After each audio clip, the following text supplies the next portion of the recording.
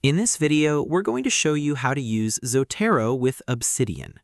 Zotero and Obsidian are two powerful tools that can work together to create an efficient research and knowledge management system.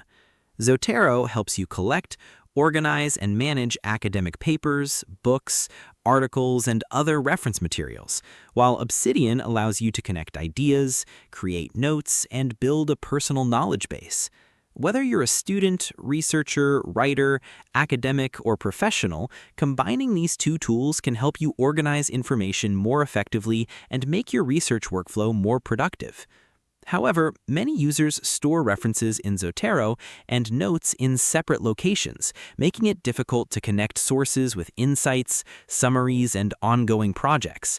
The good news is that Zotero and Obsidian can be used together to create a connected system where references, notes, and ideas remain organized and easy to access.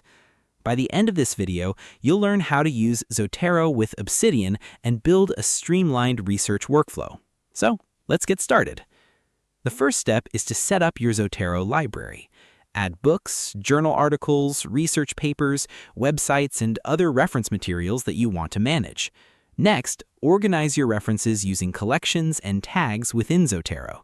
This makes it easier to find sources later as your library expands. Now, open Obsidian and create a dedicated folder for research notes.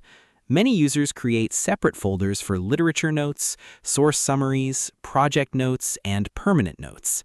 Next, create a note for a source from your Zotero library. Include key details such as the title, author, publication year, and any other relevant citation information. As you review the source, record important ideas, summaries, observations, and key takeaways in the note. You can also include important quotations and your own interpretations of the material. Next, use Obsidian's linking feature to connect related notes together. For example, you can link notes that discuss similar topics, theories, projects, or research questions. This helps build a network of knowledge that becomes more valuable over time. You can also use tags and properties to categorize notes by subject, project, research area, or status.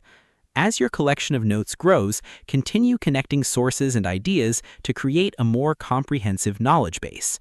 Many users also install community plugins that simplify importing citation data and integrating Zotero workflows directly into Obsidian.